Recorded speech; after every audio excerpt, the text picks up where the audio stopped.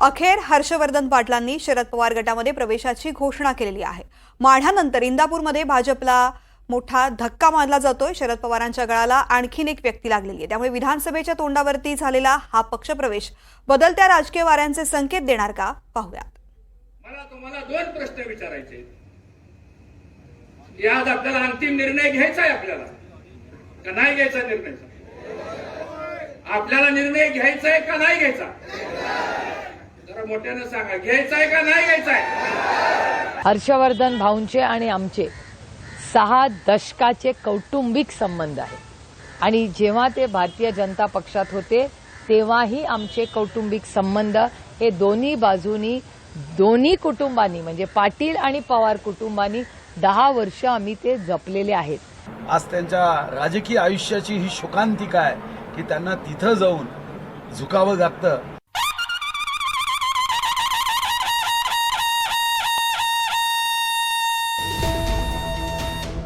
इंदापुरात कार्यकर्त्यांच्या संमतीनं हर्षवर्धन पाटलांनी एक मोठा निर्णय घेतलाय।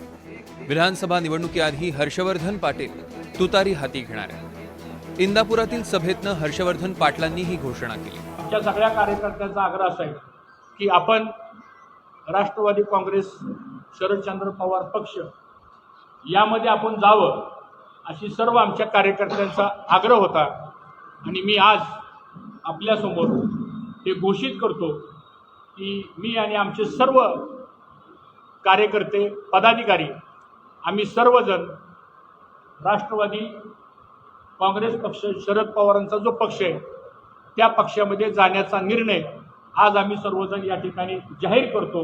हे मी आपल्याला सर्वांना या प्रामुख्याने या ठिकाणी सांगू इच्छितो।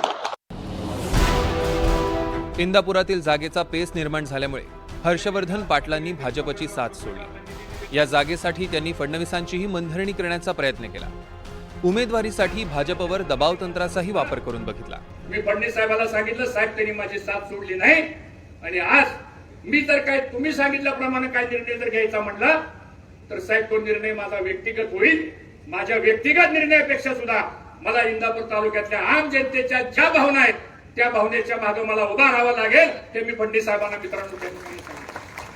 आणि मग शेवटी त्यांनी सांगितलं, हर्षवर्धन पाटील ठीक आहे, शेवटी तुम्हाला काय योग्य वाटतं ते तुम्ही निर्णय घ्या, माझ्या पण अडचणी तुम्ही समजून घ्या। एवढा अर्थ समजणारा मी पण एक कार्यकर्ता आहे आणि मी जे बोलतोय ते समजणारे तुम्ही बसलेले समोरचे कार्यकर्ते आहेत आणि त्यामुळे तिथं सुद्धा मी चर्चा करून आलो आणि आल्यानंतर मग पवार साहेबांची आमची भेट झाली। अजित पवारांसमोर कुणाचाच निभाव लागणार नाही हे लक्षात आल्यानंतर हर्षवर्धन पाटलांनी भाजपला सोडचिठ्ठी देण्याचा निर्णय घेतला। विशेष म्हणजे 2019 साली त्यांचा भाजप प्रवेश आणि आता भाजपला सोडचिठ्ठी या दोन्ही निर्णयांसाठी अजित पवारच कारणीभूत ठरले। अजित पवार आणि हर्षवर्धन पाटील यांच्यातील राजकीय वैर फार जुनं आहे। 1994ला हर्षवर्धन पाटील पुणे जिल्हा परिषदेची निवडणूक लढवण्यासाठी इच्छुक होते, मात्र अजित पवारांच्या हस्तक्षेपामुळे काँग्रेसनं त्यांचं तिकीट कापलं। पुढे 1999 आणि 2004च्या विधानसभा निवडणुकीतही पाटलांचं तिकीट कापलं गेलं, मात्र हर्षवर्धन पाटलांनी अपक्ष निवडणूक लढवून आपली ताकद दाखवून दिली। 2009 साली हर्षवर्धन पाटील काँग्रेसच्या चिन्हावर आमदार झाले। 2014 आणि 2019च्या निवडणुकीत अजित पवारांनी दत्तात्रय भरणेंना इंदापूरच्या रिंगणात उतरवलं। हर्षवर्धन पाटलांच्या पराभवासाठी अजितदादांनी आवश्यक ती रसद पुरवली। त्यामुळे गेली 10 वर्ष हर्षवर्धन पाटलांना राजकीय वनवास भोगावा लागला। आगामी विधानसभेलाही इंदापूरची जागा दत्तात्रय भरणे यांनाच मिळेल हे निश्चित आहे। त्यामुळे आपला राजकीय वनवास संपवण्यासाठी पाटलांनी शरद पवारांना साथ दिली आहे। मात्र हर्षवर्धन पाटलांचा हा निर्णय भाजप नेत्यांना रुचलेला नाही।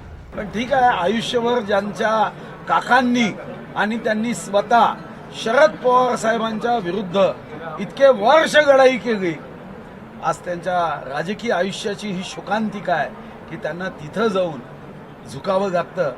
एक माझे चांगले मित्र आहे, त्या मित्राला झुकावं लागलं याचं दुःख एक मित्र म्हणून बघा। त्यांचा वैयक्तिक निर्णय आहे। भारतीय जनता पार्टीमध्ये त्यांनी प्रवेश केला, भारतीय जनता पार्टीमध्ये त्यांनी राहायला हवं होतं असं मला वाटतं। आमचे वैयक्तिक संबंध देखील आहे, पण आता तो त्यांनी निर्णय घेतलेला आहे, त्याला हाताळत आहेत प्रदेशाध्यक्ष आणि त्या विषयाला आणि त्यांच्याशी चर्चा ते करत होते, तेव्हा मी काही त्याच्यावर टिप्पणी करू शकतो।